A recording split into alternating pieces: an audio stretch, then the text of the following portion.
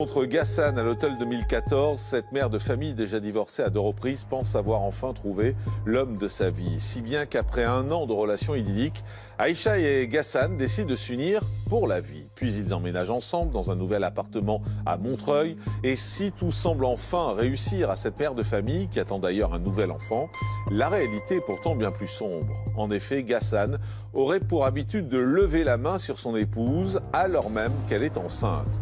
Craignant pour sa vie et celle de son bébé, Aïcha porte plainte à 2 reprises en 2016, mais rien n'est fait pour la protéger.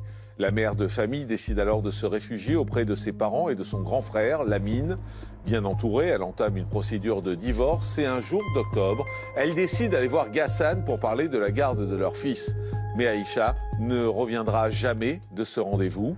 Persuadée qu'il est arrivé quelque chose de grave à sa sœur, Lamine mène son enquête et il va rapidement découvrir que Ghassan a tué Aïcha avant de l'enterrer dans la cave de leur appartement. Lamine, le frère d'Aïcha, sera en direct avec nous. Et puis à l'Espar, en Haute-Garonne, la vie des habitants va basculer dans l'horreur un jour de novembre. Un matin, les gendarmes sont appelés pour un incendie qui vient de ravager le cinéma de la ville. Et une fois sur place, tout laisse à penser qu'il s'agit d'un incendie criminel. Et au même moment, 2 jeunes hommes se rendent à la gendarmerie de l'Espar pour faire une déclaration surprenante. Ils viennent de trouver le corps sans vie d'une sexagénaire dans son appartement. Immédiatement dépêchés sur place, les gendarmes découvrent une scène d'horreur. Nadine, 63 ans, gît dans une mare de sang. Et la sexagénaire semble avoir vécu l'horreur absolue. Ce sont plus de 20 coups de couteau qui sont relevés sur son corps. Et d'après certains éléments, elle aurait même été violée. Les enquêteurs sont d'autant plus abasourdis que les 2 jeunes affirment que c'est leur ami Kevin, âgé de 18 ans, qui aurait commis ce meurtre sordide. Et dans le journal des faits divers, nous vous parlerons de ce jeune couple retrouvé mort par arme à feu en Charente-Maritime. Ça s'est passé hier après-midi. Il s'agirait en fait d'un féminicide suivi d'un suicide. Et pour analyser avec tous ces histoires, répondre à toutes les questions que l'on se pose, nos experts de crimes et faits divers à la quotidienne sont aujourd'hui maître Sébastien Codesso, avocat pénaliste, pour nous expliquer les procédures judiciaires. Bonjour. Bonjour Jean-Marc. Inès Gauthier, psychologue, pour comprendre les rouages psychologiques de chacun. Bonjour. Bonjour. Et puis chaque jour en fin d'émission, le droit de suite, c'est avec Charlotte Durand, spécialiste des faits divers et rédactrice en chef de cette émission. Bonjour Charlotte. Bonjour.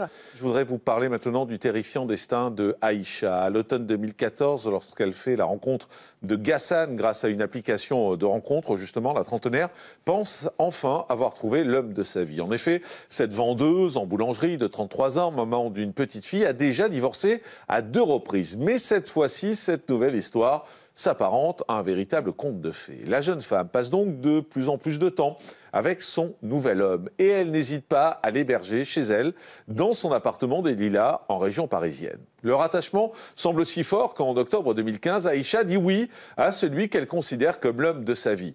Mais malgré la réciprocité des sentiments, la vie de cette mère de famille va rapidement prendre une tournure des plus cauchemardesques. En effet, alors qu'ils viennent d'emménager ensemble dans un appartement situé à Montreuil, Ghassan aurait levé la main sur son épouse à plusieurs reprises et alors même qu'elle porte leur futur fils.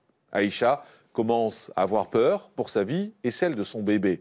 Elle trouve donc la force de fuir et de se réfugier chez ses parents. Et elle va même porter plainte pour violence contre son mari. Mais rien n'est fait pour la protéger. Et après un second épisode d'une extrême violence, Aïcha, entourée de ses proches, décide de quitter définitivement Ghassan. Mais la mère de famille doit le voir une dernière fois pour parler de la garde de leur fils. Une rencontre qui va se terminer par un drame. Avant de recevoir Lamine, le frère d'Aïcha, en direct sur ce plateau, retour sur cette histoire d'amour qui a viré au cauchemar.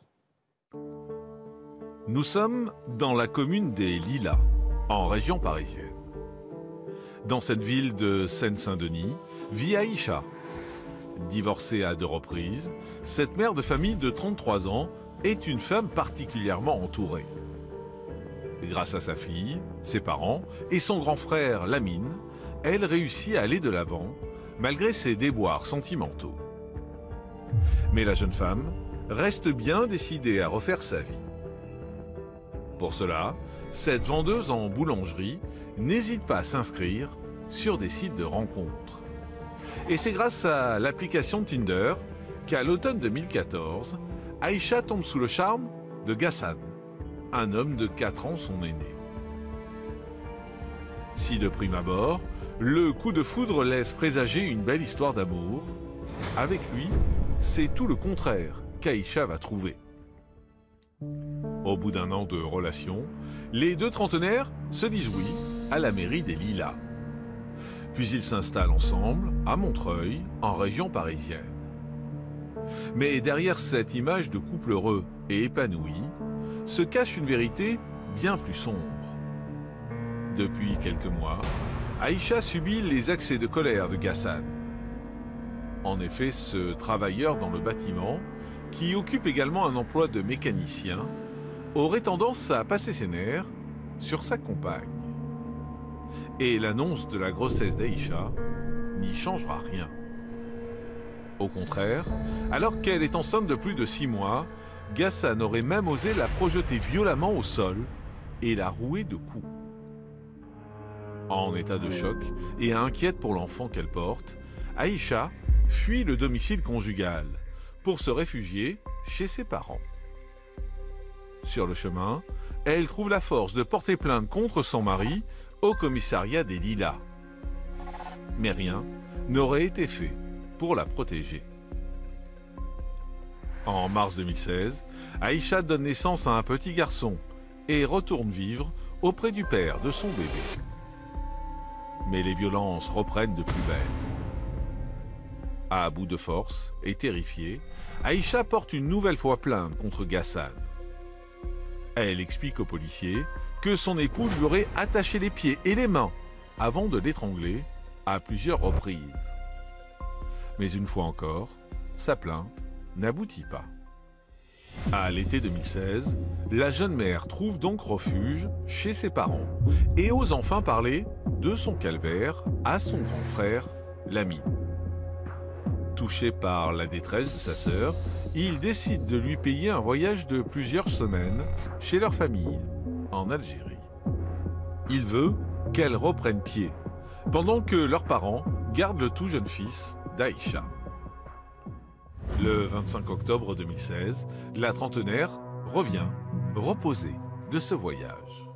Et 2 jours plus tard, elle décide d'aller voir Ghassan, chez eux, à Montreuil, pour parler de la procédure de leur divorce et de la garde de leur enfant. Mais les heures passent, et la jeune femme ne rentre pas au domicile familial. Ses parents et son grand frère pensent immédiatement au pire. Lamine effectue un signalement auprès du commissariat des Lilas. Mais encore une fois, la police met du temps à intervenir. Lamine comprend qu'il va devoir agir par lui-même. Retour en direct sur le plateau de la quotidienne de Crimes et Faits divers. Bonjour Lamine. Bonjour. Merci d'être en direct avec nous. Vous êtes le grand frère d'Aïcha et vous êtes partie prenante dans cette affaire parce que c'est vous qui avez découvert la réalité du drame qu'a vécu votre sœur, pardon. Votre sœur, justement, comment vous parleriez d'elle pour commencer? C'était une personne très vivante. C'était une personne qui aimait la vie, qui aimait les gens, qui aimait de voyager. C'était une personne ordinaire. Vous étiez très proche d'elle? Très, très proche. Très proche, ouais. On avait une relation qui était fusionnelle. On s'appelait 4, 5, 6 fois par jour. On se voyait 2, 3 fois par semaine. On se faisait un resto par semaine. Donc on se voyait vraiment tout le temps, quoi. Quand elle a rencontré Ghassan, elle a fait grâce à une application. Exactement. Elle vous en a parlé au départ? Au départ, non. Au départ, non. Donc c'était un début de relation, donc je crois qu'elle n'osait pas me dire qu'elle rencontrait une personne. Donc au départ, c'était pas aussi sérieux. Donc, Et après, c'est devenu sérieux. Ouais, après, et au départ, elle semblait heureuse avec lui. Oui, au départ, oui. Tout allait bien. Qu'est-ce qu'elle vous disait? Elle disait qu'elle avait rencontré une personne, que ça allait bien avec lui, qu'elle voulait refaire sa vie plutôt avec lui, le voir devant, et puis voilà. Et puis, à un moment donné, les choses vont mal tourner. Exact. Avec ce Ghassan qui va commencer à lever la main sur elle, qui va commencer à la frapper. Elle vous en parle? Non, au départ, non. Elle ne m'en parle pas. En fait, moi, je ne savais pas. En fait, je l'ai su quand elle est retournée chez les parents, donc quand elle a décidé de se séparer définitivement. Au bout de combien de temps? C'était au bout d'une année ou deux de relation. Et quand elle est retournée chez les parents, c'est là où en fait, elle m'a dit que...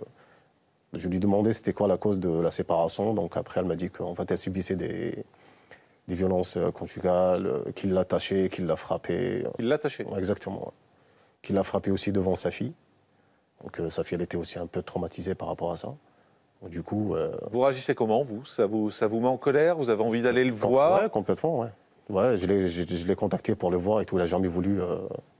Vous l'avez appelé au téléphone? Ouais, bien sûr. Bien sûr. Et vous lui avez dit quoi? Je lui ai dit que si je l'attrapais... ça se passerait mal. Ouais, exactement, ouais. C'était ma sœur. Donc, bien sûr. Moi, j'ai pas de frère, j'ai pas de sœur, c'était la seule que j'ai. Hein. On est que deux. Hein. Et après, bon, ma sœur, elle m'a dit, bon, j'ai envie que ça se passe bien, je vais faire ça, je vais faire des procédures de divorce, compagnie. Et puis voilà. Vous décidez quand même de l'éloigner un peu, elle est un peu en dépression quand même, votre sœur. Bien sûr. Vous lui payez un voyage? Ouais. Donc j'avais envie qu'elle se fasse un peu plaisir, qu'elle fasse un peu le vide. Peut-être, je lui paye un voyage, je lui dis, tiens, surprise, tiens, pars un petit peu faire le vide. Par un petit peu respirer, parce que je sais, bon, elle a vécu... parce que par rapport à ce qu'elle m'a dit, par rapport aux violences, donc c'était un petit peu dur. Donc je voulais qu'elle prenne un petit peu le vide, qu'elle prenne un petit peu d'air. Vous êtes le grand frère qui prend soin d'elle? Ouais, exactement, je suis le seul, donc voilà. Du coup, elle a passé 3 semaines. Vous l'envoyez en Algérie, c'est ça? Exactement, ouais. Elle est partie en Algérie, elle a passé 3 semaines, elle est revenue, elle était toute contente, toute bien. Et 2 jours après... Alors en fait, elle vous dit que quand elle revient, elle vous dit qu'elle est bien, tout va bien, elle est décidée toujours à divorcer, bien, ouais. Mais elle veut retourner voir Ghassan une dernière fois. Ben, en fait, elle ne me dit pas, on ne savait pas. C'est qu'en fait, le matin, elle se lève le matin, elle se prépare, et la maman lui dit oui. Plutôt, elle demande à la maman est-ce qu'elle pouvait garder le petit, parce qu'elle avait un rendez-vous et tout. Donc, elle ne vous dit pas que c'est pour aller voir Ghassan? Non, elle ne me dit pas. Après, elle dit à la maman. Elle dit à la maman qu'elle va voir, en fait... son ex-mari, qu'elle va le voir, en fait, pour discuter par rapport au petit, par rapport à la garde du petit. Et elle est partie. Donc vous n'étiez pas inquiet parce que vous ne le saviez pas? Non, j'étais pas au courant du tout. Moi, en fait, c'était la maman, fin d'après-midi, qu'elle m'appelle, elle me dit, écoute, il y a ta soeur qui est partie, et je m'inquiète, elle n'est pas revenue, je l'appelle, elle ne décroche pas. Et je dis, elle est partie où? Elle me dit, oui, elle est partie voir le père de son enfant. Quoi. Et à ce moment-là, vous arrêtez d'avoir des nouvelles d'elle? Ouais, carrément. Ouais. Donc moi, à quel moment ça commence vraiment à vous inquiéter? C'était la fin d'après-midi. Parce qu'en fait, ma soeur, on va dire, si on l'appelle, elle ne décroche pas, elle va rappeler dans la demi-heure qui suit. Quoi. Et là, elle n'a jamais rappelé. Donc vous décidez quoi? D'appeler les policiers? Non, en fait, je décide d'attemporiser un petit peu. J'attends, je me dis peut-être elle a quelque chose à faire. On attend 1 heure, 2 heures. Arrivé à 19h, il n'y a rien. Donc j'ai décidé d'appeler en fait la police. Après, la police, ils me disent oui, faut attendre, peut-être aller dans un hôpital, lui arriver quelque chose, donc essayer d'appeler les hôpitaux. Donc j'appelle un centre où je donne le nom, il me dit elle est nulle part. Du coup, je rappelle la police, il me dit écoutez, il faut attendre peut-être 24 à 48 heures. Donc après, j'explique le cas, j'ai dit écoutez, ma soeur, elle a subi des violences conjugales avec cette personne-là, elle est partie le voir, donc c'est un cas qui est inquiétant quand même, parce qu'elle est partie le voir et elle n'est pas revenue. Et on vous répond quoi au téléphone? On me dit, ouais, vous savez, elle est majeure et vaccinée, elle peut faire ce qu'elle veut, donc il faut attendre 48 heures. Ouais. Ça, maître Sébastien Codesso, c'est quand même quelque chose qui est toujours gênant, parce que les familles, malgré tout, elles savent, en général, et en particulier quand il y a des éléments comme ça, quand c'est un mari qui était violent, quand on sait qu'il y a eu de la tension, on peut se dire... La police pourrait peut-être juste, à un moment donné, passer un coup de fil, essayer de voir, envoyer quelqu'un, envoyer une patrouille. C'est vrai qu'il y a cette histoire de 48 heures, on ne peut rien faire pendant 48 heures, mais malgré tout, il y a des moments où il devrait y avoir des indices qui font qu'on devrait se dire, tiens, peut-être qu'il se passe quelque chose, et peut-être qu'on ne va pas attendre les 48 heures. C'est quelque chose qu'on entend souvent, et c'est toujours aussi inadmissible. Parce que, effectivement, dans des circonstances normales, on peut accepter qu'il y ait une période de carence pendant laquelle on attend. Mais là, on n'est pas dans des circonstances normales. On est dans la circonstance d'un divorce extrêmement difficile. Il y a eu 2 plaintes pour des violences conjugales.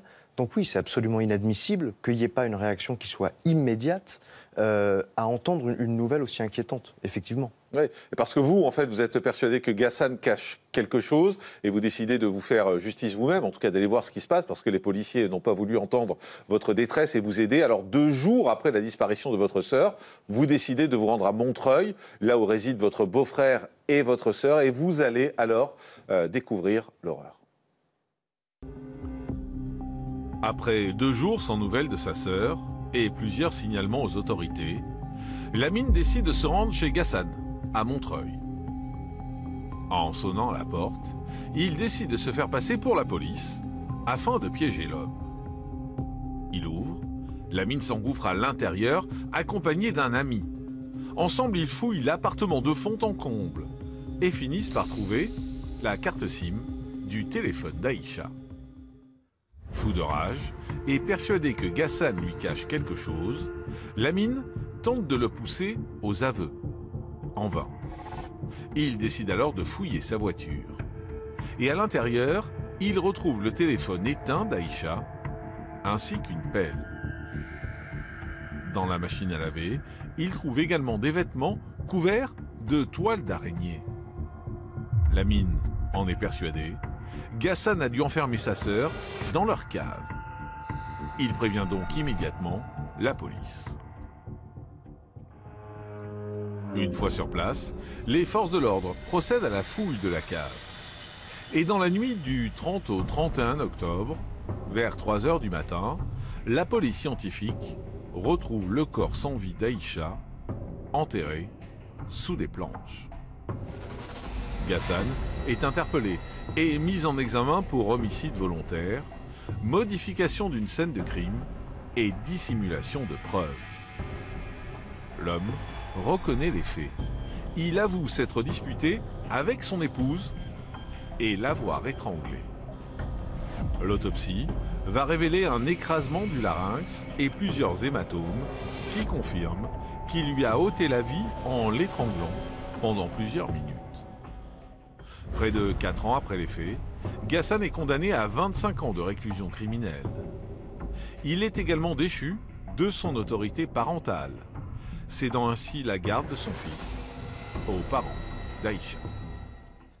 Retour en direct sur le plateau de la quotidienne de Crimes et Faits divers. Lamine est toujours avec nous. Lamine, on voit que 2 jours après la disparition de votre sœur, vous allez voir Ghassan. C'est parce que vous avez hésité, en fait. Pourquoi il y a 2 jours, en fait, de délai?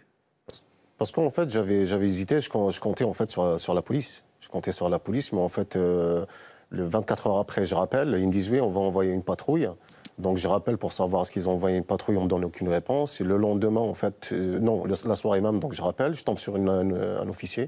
Donc il me dit, il me demande de se déplacer en fait au commissariat de Montreuil. Donc je me déplace. Et en fait, il y a une espèce de garde au commissariat de Montreuil, un policier à l'extérieur. Donc j'explique qu'en fait j'ai un rendez-vous avec un officier et tout, et il veut pas me laisser rentrer en fait le soir. Pourquoi? Il veut pas. Il me dit non, il peut pas vous recevoir maintenant, comme ça. Et là, en fait, du commissariat, j'ai décidé d'y aller directement, en fait. Ah, vous partez du commissariat, comme vous n'êtes pas reçu, vous partez? Du commissariat, je pars directement à l'appartement chez lui, en fait. Comment ça se passe quand vous arrivez à l'appartement? J'arrive là-bas, en fait, je sonne, donc je dis police, donc il ouvre. Vous dites police, en fait? Ouais, parce que je savais, peut-être, je me disais, peut-être qu'il ne va pas ouvrir, ou peut-être qu'il va faire le mort, ou voilà. Donc je mets ma main sur le lait de bœuf, donc je dis police, donc je tape bien sur la porte, il ouvre. Donc déjà, il me voit, il devient... Il vous reconnaît? Bien sûr. Donc il me voit, il devient tout blanc. Je vois qu'il change de visage et tout. Là, je lui demande, elle est où ma soeur? Il me dit, je sais pas. Après, je lui repose la question à plusieurs reprises, elle est où ma soeur? Donc il commence à me donner des versions différentes. Et là, je commence à avoir le doute parce qu'il commence à mentir. Donc il y a quelque chose qui ne va pas. C'est quoi les versions qu'il vous donne? Il me dit oui, en fait, je l'ai récupéré à Mairie des Lilas. Après, on s'est disputé, on s'est arrêté sous un pont à Montreuil. Je l'ai laissé sous le pont. Après, il me dit non, on a été dans un centre commercial, on a fait des achats. Après, je l'ai déposé devant Métro des Lilas. Après, il change plein de versions. Donc là, je me dis, là, il y a quelque chose qui ne va pas, quoi.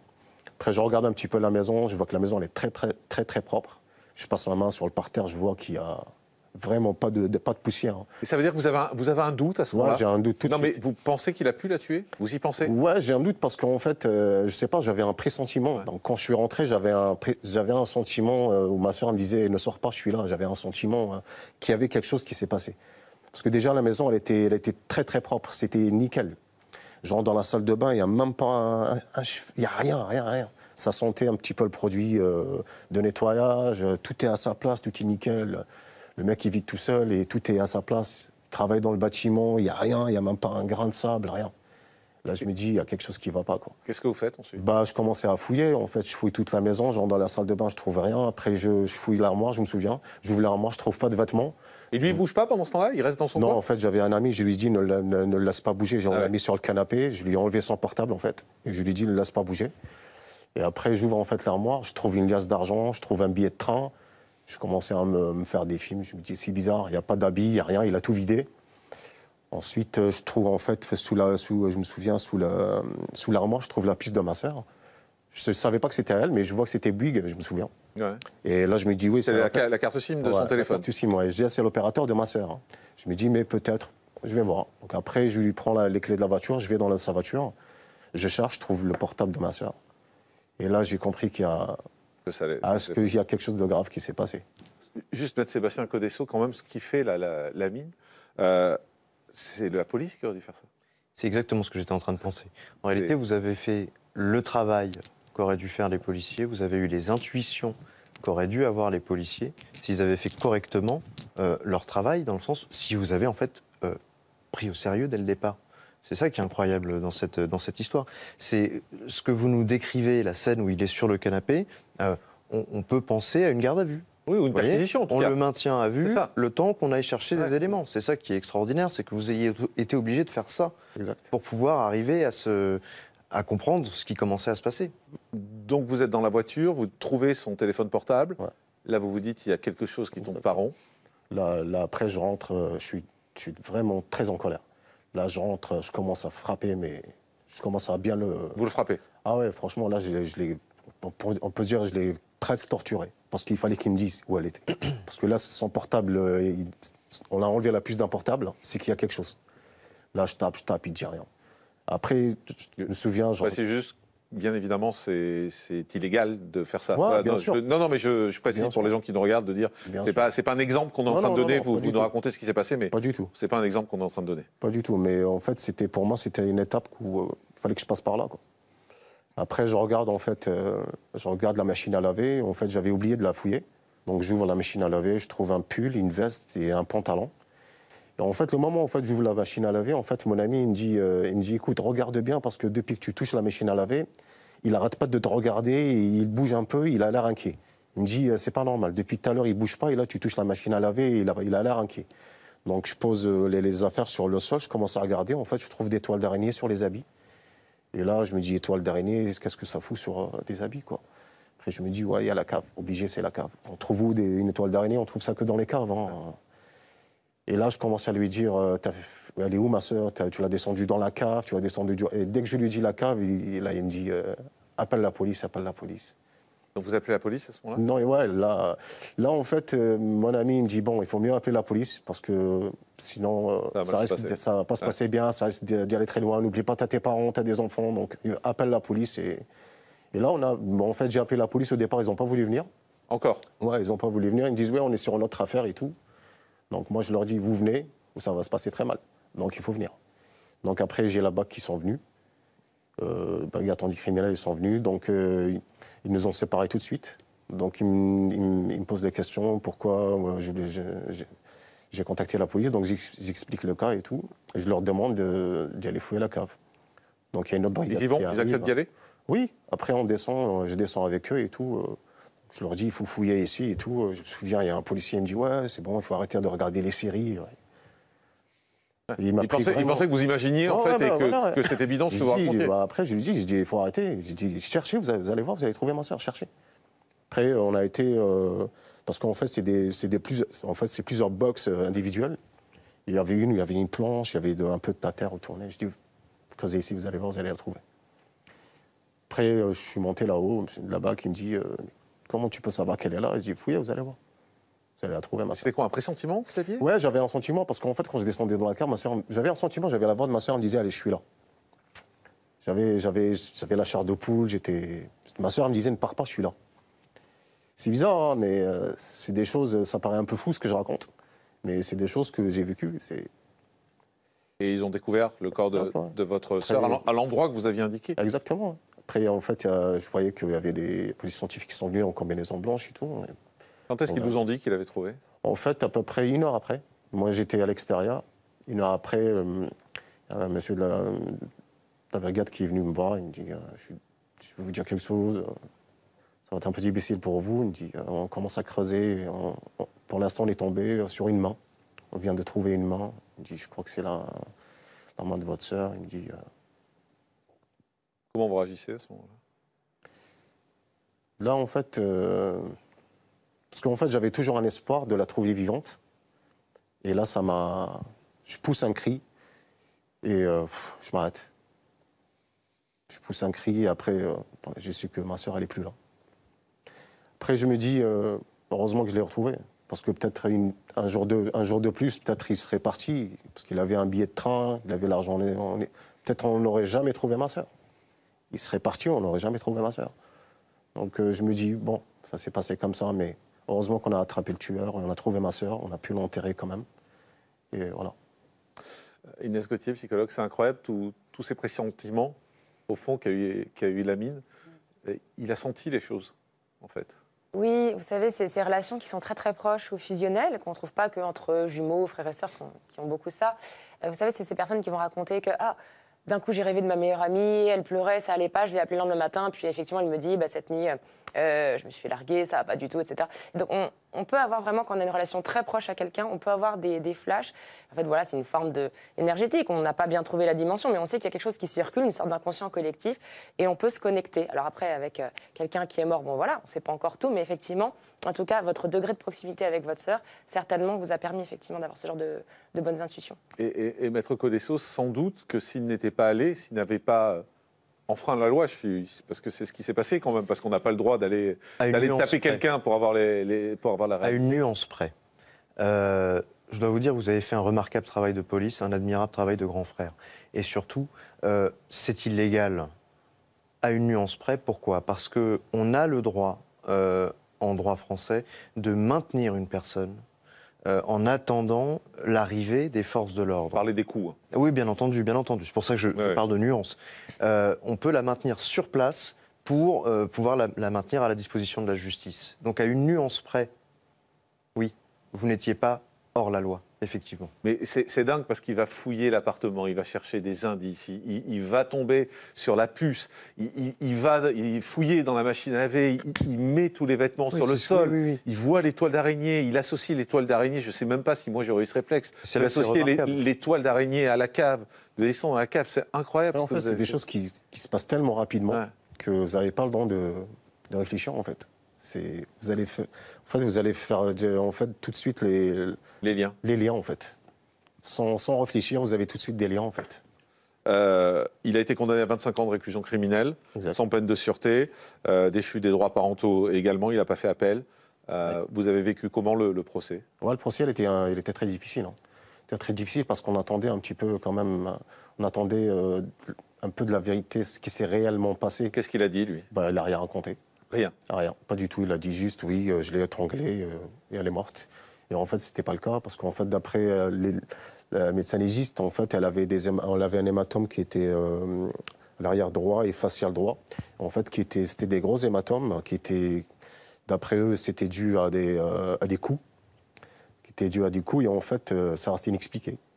Il n'explique rien, il ne dit rien. Donc, on n'a pas eu toute la vérité. Quand vous êtes retrouvé face à lui au tribunal, vous avez eu quel sentiment? La colère encore? Oui, carrément. Oui. Franchement, quand je l'ai vu, je tremblais de partout. Parce qu'en fait, il m'a enlevé l'être qui était... Ma soeur, c'était ma petite maman, ma soeur, ma copine, c'était un tout pour moi, quoi. C'était la personne avec qui on a partagé la vie ensemble, on a quitté l'Algérie ensemble, on a travaillé ensemble, on a tenté des aventures ensemble. J'ai toujours eu cette optique de vieillir avec ma soeur à côté, avec ses enfants et mes enfants. Et en fait, il a arraché, quelque chose en moi. Ça m'a déchiré, ça m'a détruit quelque part, quoi. Mais c'est la vie, c'est comme ça. Aujourd'hui, ça va comment? Ça va très bien. Ça va très bien. De toute façon, ce qui est fait est fait. On ne peut pas revenir en arrière. J'ai la responsabilité de ses enfants. Donc il faut que je sois là pour eux, il faut que je sois vraiment à la hauteur pour eux, quoi. Donc elle a laissé une fille de 15 ans qui se passe un petit peu très difficile pour elle parce qu'elle est tombée sur une période de 15 ans, vous savez, c'est très difficile pour une fille, c'est une crise d'adolescence et tout, donc ça l'a vraiment affectée. Il y a un enfant il n'a pas connu sa mère que pendant 5 mois, et maintenant il a 4 ans. Donc ces enfants-là, il faut les préparer pour leur futur, c'est difficile. C'est ce que vous faites? Bien sûr. Le petit, un jour, il va me dire c'est qui mon père, c'est qui ma mère. Dire oui, ta mère elle est morte, c'est ton père est pas tué, c'est pas évident. Donc ces enfants, c'est comme le petit, il faut le préparer psychologiquement, il faut qu'il soit fort, il faut l'accompagner tout le long de sa vie. Donc il faut être là pour eux. Donc c'est responsabilité. Donc elle a laissé ses enfants. Donc maintenant c'est mes enfants et ils vivent avec mes enfants et on essaie de faire le mieux pour eux. Voilà. En tout cas, vous êtes formidable. Il faut faire, c'est ma soeur, c'est le monde des choses. Merci l'ami. Je vous en prie. Merci, bravo. Merci d'avoir été avec nous. Donc, crime et faits divers, la quotidienne. Je vais maintenant revenir sur une soirée qui a coûté la vie à Nadine, une sexagénaire qui menait une vie paisible. Ce soir de novembre, 2 jeunes adultes alertent les gendarmes d'une terrible découverte. Ils assurent avoir trouvé le corps sans vie d'une retraitée. Une fois sur place, les enquêteurs font face à une véritable scène d'horreur. Le corps de Nadine gît dans une mare de sang et tout laisse à penser qu'elle a vécu un véritable enfer. Elle aurait également sexagénaire, retrouvée sans vie à son domicile, le corps lardé de coups de couteau. Et l'enquête va rapidement se diriger vers un jeune homme de 18 ans qui s'appelle Kevin et qui est le voisin de Nadine. On y revient dans un instant. Mais auparavant, le journal des faits divers et on commence en Charente-Maritime où un jeune couple a été retrouvé mort par arme à feu à son domicile, Charlotte Durand. C'est la sœur d'une des victimes inquiète de ne pas avoir de nouvelles qui a donné l'alerte hier après-midi. Les secours ont alors découvert les corps inanimés d'un jeune homme de 33 ans et de sa compagne âgée de 24 ans dans leur pavillon situé à Puyraveau, c'est un village près de La Rochelle. Et une enquête a été ouverte et confiée à la gendarmerie. Les faits se sont en fait déroulés la veille, le mercredi soir, aux environs de 21h. Oui, puisque c'est l'heure à laquelle le voisinage aurait entendu une détonation. L'arme de poing ayant servi au crime appartenait au jeune homme. Tireur sportif, il était autorisé à détenir cette arme. Et selon les premiers éléments de l'enquête, le drame serait survenu à la suite d'une dispute. Et à ce stade, les enquêteurs privilégient la piste d'un féminicide suivi d'un suicide. Ce jeune couple sans histoire rencontrait des difficultés relationnelles. Si l'hypothèse est confirmée, le trentenaire aurait donc abattu sa conjointe avant de retourner l'arme contre lui. Direction Niort maintenant, où 2 infirmiers ont été agressés au couteau dans le service psychiatrique du centre hospitalier. Il était autour de 14h30 quand l'agression s'est déroulée lundi dans la cafétéria du pôle psychiatrie de l'hôpital de Niort. 2 soignants âgés de 56 et 57 ans ont tenté de s'interposer dans une bagarre entre 2 patients. Et l'agresseur est un jeune homme de 19 ans qui est placé sous tutelle. Le jeune garçon a eu une première altercation avec un homme qui lui devait de l'argent dans la cafétéria. Et c'est en s'interposant que les 2 soignants ont été touchés au visage par arme blanche. Ouais, l'agresseur présumé a été déféré au parquet de Niort ce mercredi après-midi pour violence volontaire sur personne chargée d'une mission de service public. Et reconnu coupable par le tribunal correctionnel de Niort, il a écopé de 9 mois de prison avec sursis probatoire assorti d'une obligation de soins et de travail. Il lui a été interdit de remettre les pieds dans la cafétéria du service de psychiatrie. Ouais, le personnel des unités psychiatriques d'ailleurs est sous le choc. Tous sont inquiets pour la suite. Pour le personnel hospitalier de l'hôpital de Niort, c'en est trop, car cette altercation est la 2e en l'espace de quelques jours. Et ils ont déjà subi la mort d'une homologue poignardée d'un coup de couteau au thorax à l'hôpital de Thouars par un patient en psychiatrie. Un des infirmiers a fait part de son inquiétude. Arrondissement où les policiers ont découvert le corps de 2 jeunes femmes dans un appartement. Le drame s'est déroulé ce mercredi dans un petit immeuble de la rue de Bisson, dans le quartier de Belleville. Alerté par un voisin qui avait entendu des cris en fin de journée, les forces de l'ordre sont tombées nez à nez avec un homme nu aux côtés de 2 femmes au corps inanimé. Et les corps des 2 jeunes femmes présentaient d'importantes plaies ayant causé leur mort. À l'arrivée de la police, l'une des 2 femmes atteintes au niveau du crâne était déjà décédée. L'autre, dénudée, était en arrêt cardio-respiratoire et elle est décédée peu de temps après l'arrivée des secours. Alors l'auteur présumé du double homicide a été interpellé et il souffrirait de troubles psychiatriques. Placé en garde à vue, le jeune homme d'une trentaine d'années a ensuite été hospitalisé. Une enquête a été ouverte et selon les premiers éléments, ce serait en fait un différend familial qui serait à l'origine du drame. Les victimes seraient la mère et la tante du jeune homme. Direction le Rhône maintenant, où une octogénaire rencontre une mésaventure peu banale. Cette femme a en effet été déclarée morte au mois de mars. Depuis, elle vit un calvaire pour prouver qu'elle est bien vivante. C'est à la réception d'un courrier réclamant un certificat de décès. Puis, en constatant que les virements de ses pensions retraite étaient coupés, Kéliane Dilita, 80 ans, a compris qu'il y avait un problème. Et elle a appelé sa caisse de retraite et on lui a répondu qu'elle était morte depuis le 10 mars dernier. C'est en fait une autre Eliane Dilita qui serait décédée. Cette femme habitait elle aussi le département du Rhône, à Villeurbanne. La mort de cet homonyme explique l'imbroglio administratif. Et aujourd'hui, cette vieille dame vit un cauchemar moral et financier également. Pour cette femme de 80 ans, cette erreur administrative a eu de lourdes conséquences, car depuis que sa fausse mort a été prononcée, cette ancienne aide-soignante ne perçoit plus ses pensions. pension de retraite. Les versements ont subitement été interrompus. Son compte en banque est épuisé car depuis pas moins de 6 mois maintenant, elle vit sur ses petites économies. Heureusement, elle peut compter sur le soutien de ses 8 enfants et du maire de Tarare. Eliane se bat désormais pour retrouver son existence légale. Regardez. Je me bats depuis le mois de mars, depuis que je sais que je suis décédée. J'ai couru à droite, j'ai couru à gauche, toute fatiguée que je suis, pour envoyer les papiers, pour faire tout. Et là, toujours rien. Une erreur administrative aux lourdes conséquences. Elle perd sa pension de retraite et de veuve. Sans ressources depuis 6 mois, elle ne survit que grâce à ses économies. Et je ne comprenais pas, l'argent ne rentrait pas. Alors je piquais dans les comptes à côté. Il fallait bien que je paye. Il ne fallait pas que je manque de rien. Alors je me suis débrouillée, j'ai mangé, mais je faisais attention, quoi. Une situation rare qui se produirait une vingtaine de fois chaque année en France selon nos informations, souvent pour des cas d'homonymie. Ah, histoire totalement incroyable. Merci Charlotte, on vous retrouve tout à l'heure pour le droit de suite. Direction maintenant l'Espar, une petite commune située à une 60aine de kilomètres au nord de Bordeaux, une petite ville paisible où la délinquance est quasi inexistante et où les gens vivent donc tranquillement. Mais le 13 novembre, le calme de la commune va rapidement laisser place à un véritable chaos. Dans la matinée, les gendarmes reçoivent un appel, le cinéma de la ville est en feu et une fois sur place, tout laisse à penser qu'il s'agit d'un incendie criminel. Au même moment, les forces de l'ordre reçoivent un appel. 2 jeunes assurent avoir trouvé le corps sans vie de Nadine, une sexagénaire. Une fois au domicile de Nadine, les forces de l'ordre font face à une véritable scène d'horreur. La sexagénaire, qui vivait seule, a reçu plus d'une vingtaine de coups de couteau. Pire encore, certains éléments laissent penser qu'elle aurait été violée. Et les 2 jeunes qui ont découvert son corps ont une idée de qui pourrait être le coupable. Pour eux, il s'agirait de Kevin, un de leurs amis, âgé de 18 ans. Les gendarmes se le rendent alors à son domicile pour l'interpeller, mais le jeune homme n'y est pas. Il sera finalement interpellé chez une voisine à qui il vient de se confier. Sans opposer la moindre résistance, Kevin est emmené par les gendarmes et les enquêteurs s'intéressent de plus près à son profil pour tenter de comprendre comment il aurait pu commettre un tel acte. À la gendarmerie de l'Espar, suite à l'arrestation de Kevin, les enquêteurs se penchent sur le profil de ce jeune homme, a priori ordinaire. Mais à l'adolescence, le jeune garçon connaît des difficultés. Kevin a une scolarité un petit peu chaotique, avec des troubles un peu du comportement, un rapport à l'autorité assez difficile. Ça va l'amener à avoir quelques conflits avec ses professeurs, avec le corps enseignant. Et à 16 ans, il va être exclu définitivement de son lycée. Et il ne reprendra pas de scolarité. Le jeune homme n'a alors plus aucun projet professionnel. Et côté vie privée, ce n'est pas mieux. Après 2 ans de relation, sa compagne le quitte alors qu'elle est enceinte de lui.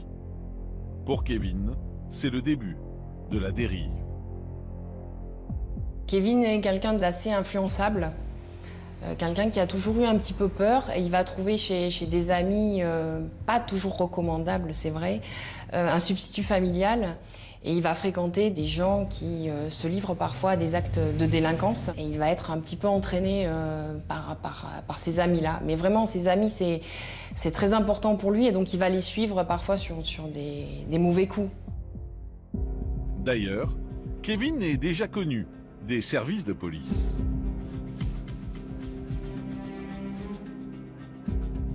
Il a été interpellé à plusieurs reprises pour du trafic, pour des bagarres. Donc il n'a pas encore commis de faits graves, mais il commence à avoir le parcours d'un petit délinquant de quartier.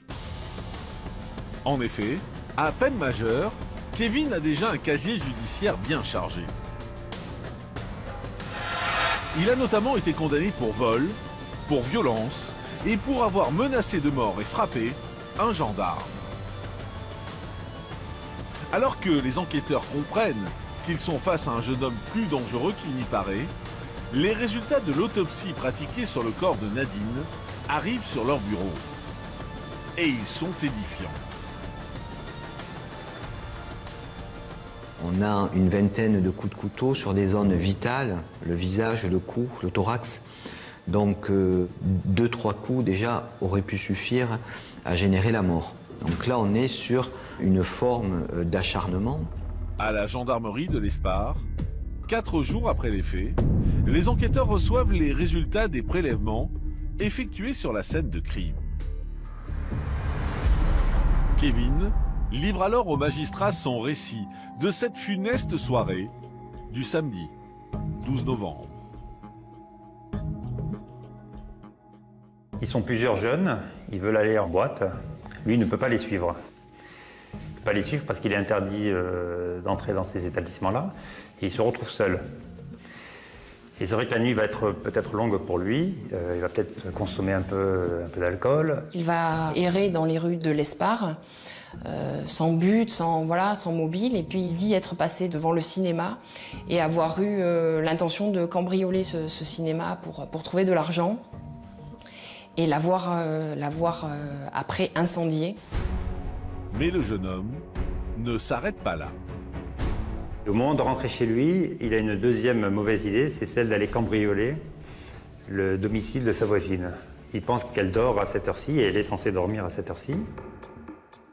Et lorsque Kevin rentre dans cette maison, là il se retrouve devant sa voisine Nadine et il est totalement surpris par la situation. Le cambriolage vire alors au drame. Il dit qu'à ce moment-là, Nadine aurait un couteau à la main, qu'elle s'en est prise à lui avec ce couteau. Il a répliqué. Les choses à ce moment-là vont prendre une autre tournure puisqu'il se saisit du couteau et frappe Nadine avec celui-ci.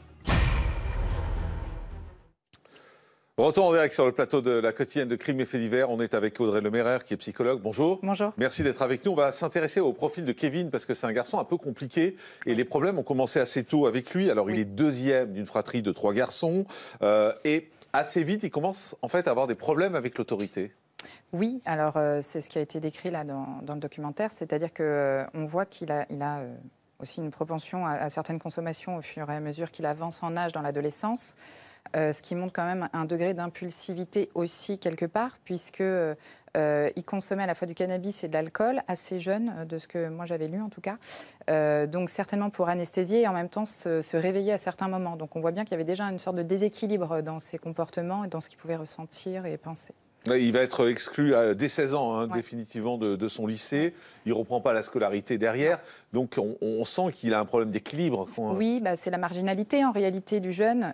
Donc, en plus, à cette époque, ils sont dans l'adolescence, en pleine construction d'identité sociale. Donc, quand on se marginalise à ce moment-là, c'est vrai que ça commence à devenir compliqué d'intégrer, en réalité, les règles d'un groupe, d'une société, les règles morales. Alors du coup, il va intégrer un groupe, mais un groupe qui a plutôt des liens avec la délinquance. Oui. Et du coup, comme il est un peu influençable en plus, ça va l'entraîner dans cet univers. Il n'a pas eu le temps nécessairement de se forger son propre fonctionnement. Et donc, effectivement, il va au gré des rencontres. Alors, on le dit influençable. Influençable, ça veut simplement dire qu'il n'a pas suffisamment étayé son fonctionnement par lui-même, par ses propres expériences. Elles n'ont peut-être pas eu le temps de s'inscrire non plus en lui.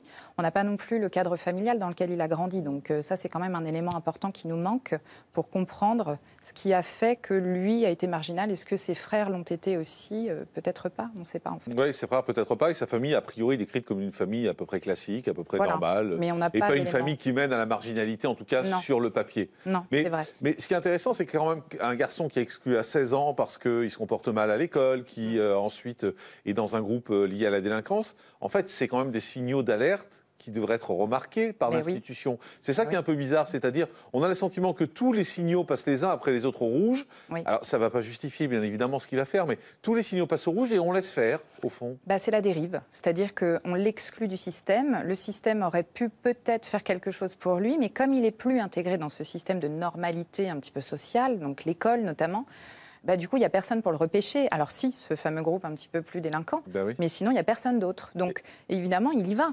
Il va là où on accepte sa présence. Et au même moment, il est quand même connu des services de police quand ces événements arrivent. Il a été condamné pour vol, pour violence. Il a menacé à mort et frappé un gendarme.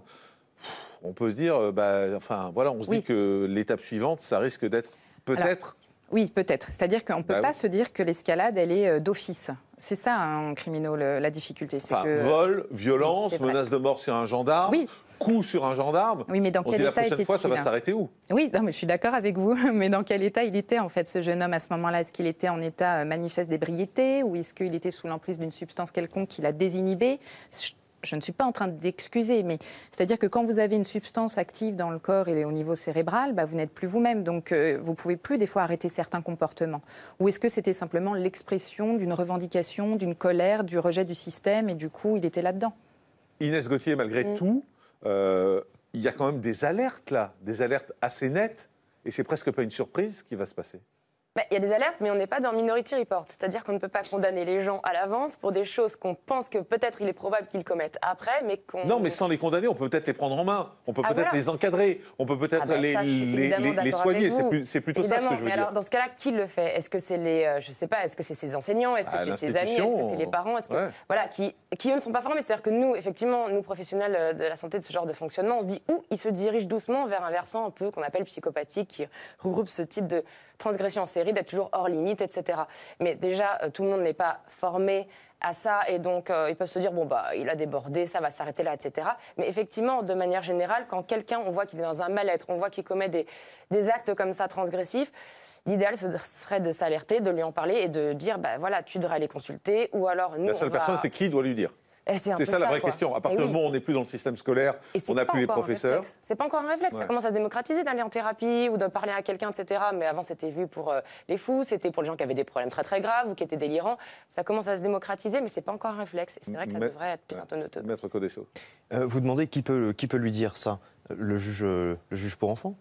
C'est vrai. Le juge pour enfants, est-ce qu'il a été suivi, ce jeune homme? Est-ce qu'il y a eu des mesures qui ont été prises? Comme il a eu des condamnations, donc il a forcément vu un juge. Voilà, le placement en centre éducatif, ouvert, fermé, il y a beaucoup de choses pour l'enfance en danger. Ou quelque chose comme ça. L'obligation de soins. On a l'impression qu'il y a une carence à ce niveau-là aussi. On n'a pas évidemment tous les éléments, mais on a l'impression qu'il y a quelque chose qui n'a pas été fait à ce niveau-là. En tout cas, dans l'affaire qui nous concerne, malgré ses dénégations, Kevin est mis en examen pour homicide volontaire et viol. Et pour tenter de mieux comprendre son passage à l'acte, comme on est en train de le faire, le jeune homme va faire l'objet d'une expertise psychiatrique. Elle doit aussi déterminer s'il est responsable de ses actes et s'il peut être jugé devant une cour d'assises. Pour tenter de comprendre les raisons du passage à l'acte de Kevin, une expertise psychiatrique est diligentée. Il semblerait que le fait de se retrouver seul, conjugué à sa récente rupture, ait fait perdre pied au jeune homme. Kevin était intolérant à la frustration et c'est vrai que là on a un cocktail détonnant. C'est-à-dire qu'il ne peut pas aller en boîte de nuit avec ses amis parce qu'il est interdit. Il reste donc tout seul alors que ses amis font la fête sans lui. Sa petite amie vient de rompre avec lui alors qu'il va être papa dans plusieurs mois. Les experts ont conclu effectivement que Kevin se déchargeait à ce moment-là de toutes les frustrations, de toutes les angoisses et que malheureusement Nadine a fait les frais de toute cette impuissance face aux événements. Malgré tout, d'après les psychiatres qui l'ont examiné, Kevin ne souffrait pas d'altération du discernement au moment du crime. Il est donc déclaré responsable de ses actes et sera jugé devant une cour d'assises. Le 12 novembre 2014, 3 ans jour pour jour après le meurtre de Nadine, le procès de Kevin s'ouvre aux assises de la Gironde.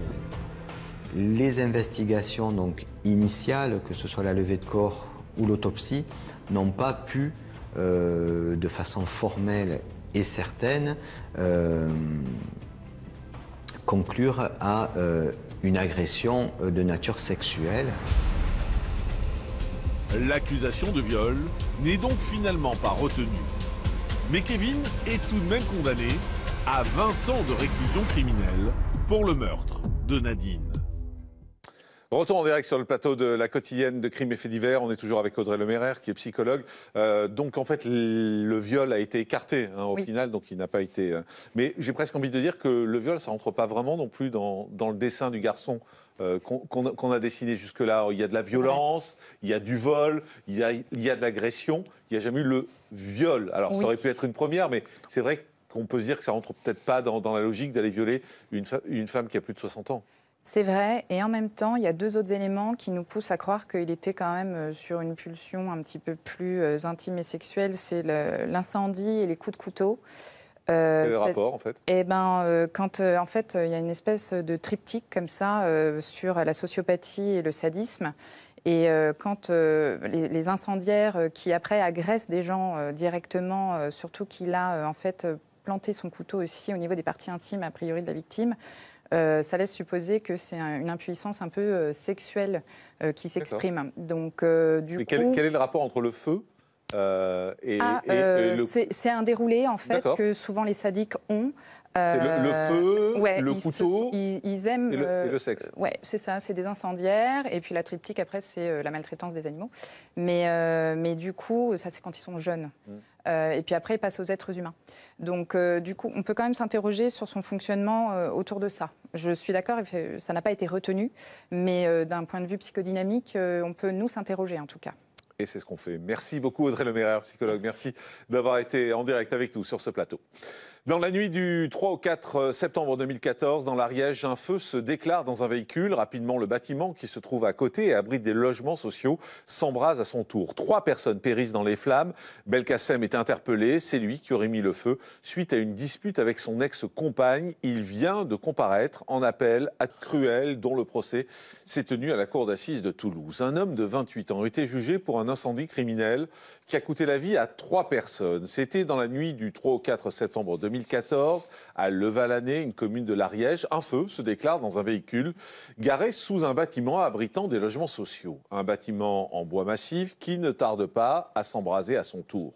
Les planchers de plusieurs étages s'effondrent. Gilbert, Frédéric et Dominique, âgés de 46 à 57 ans, périssent dans les flammes. Une enquête est ouverte et rapidement, la piste criminelle est privilégiée. Les enquêteurs en sont certains, le feu a été provoqué volontairement, car sous la voiture, à l'origine de l'incendie, des morceaux de canapé en mousse ont été soigneusement placés pour que le feu prenne.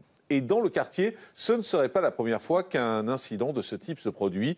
Plusieurs incendies volontaires, notamment des feux de poubelle, ont déjà eu lieu dans les semaines précédant le drame. Mais malgré ces indices, l'enquête piétine et ce n'est qu'un an plus tard qu'un suspect est finalement interpellé. Il s'appelle Belkacem. C'est un jeune homme de 28 ans, déjà incarcéré, suite à une mise en examen en décembre 2015 pour enlèvement, séquestration et violence aggravée à l'encontre d'un habitant de la ville. Un soulagement pour les habitants de la région, encore très marqués par ce drame. Un an après l'incendie, des photos, des bougies, des bouquets de fleurs ont été déposés au pied de la pension de famille de la Croix-Rouge. À Lavelanet, personne n'a oublié cette nuit du 4 septembre 2014. Ça a été un choc dramatique parce que moi j'ai été réveillée donc à 3 h du matin et quand je suis arrivée sur les lieux, tout était embrasé. Les gens cherchaient les copains, les amis. Bon, c'était catastrophique, catastrophique. Surpris dans leur sommeil, 3 hommes perdront la vie dans l'incendie. Le feu est parti d'une voiture stationnée au sous-sol. Les enquêteurs penchent aussitôt pour la piste criminelle.